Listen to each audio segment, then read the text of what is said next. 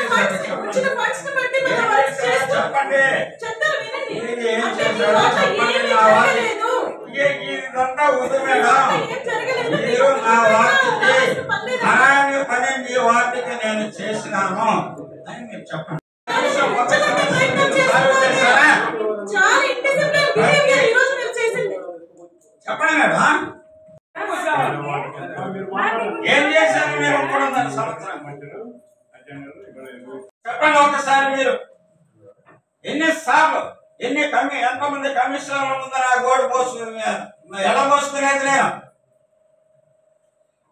నా వాటి ప్రజలంటే అంత చేతారా మీకు అంత లెక్కలేని తరమా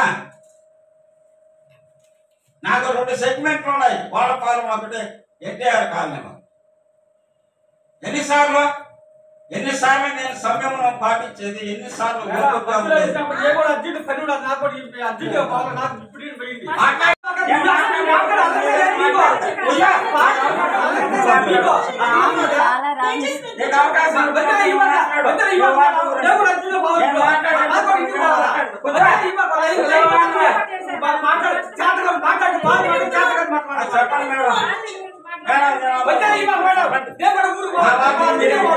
చెప్పండి.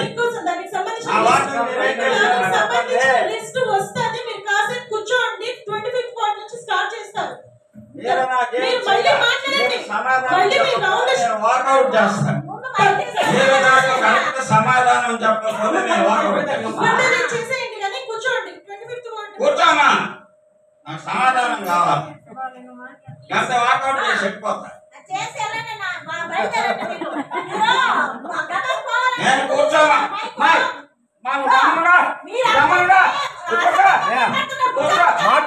మాట్లాడాలి కూర్చోవటం ఏమని ఉద్దేశం? ప్రతి ఒక్కరు కూర్చోటం ఏంటి మాట్లాడేది? ఏం సంబంధం?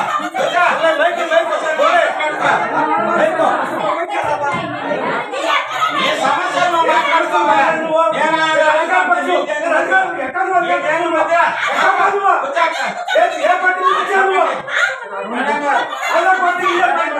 బాబు కాసేపు కాసేపు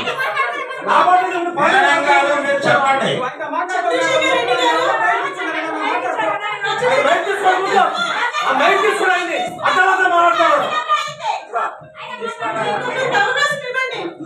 మీ వార్డు గురించి ప్రత్యేకంగా మాట్లాడదాం. కూర్చోండి.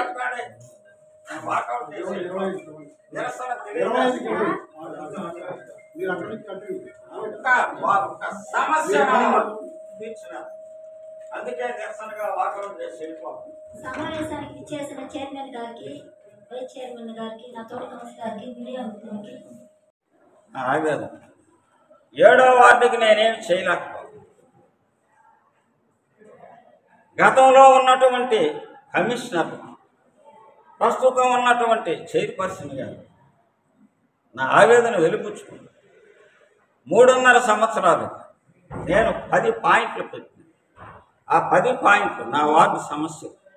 ఆ సమస్యలు ఒక్క సమస్య కూడా సాల్వ్ చేయలే. ఇంకా నేనెందుకు, నాకు ఇంకొక 12 నెలలో 14 నెలలో టైం ఉంది. ఈ 14 నెలలు కూడా నేను అసలు కౌన్సిలర్గా నేను ఎందుకు ఉంటున్నానా నా ఆవేదన నాకు ఉంది. నా వార్డు ప్రజలకు ఒక్క పని నేను చేయలేక నేను ఎందుకు కౌన్సిలర్గా ఈరోజు కౌన్సిల్ మీటింగ్లో కూడా నేను మాట్లాడితే సమాధానం లేదు, సమాధానం చెప్పనీయడం లేదు.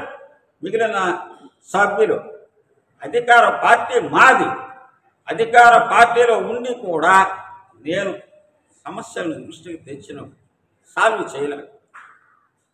ఇంకెందుకు ఆవేదనతో బాధతో నేను వెళ్ళిపోతాను, వాకౌట్ చేసి వెళ్ళిపోతున్నాను.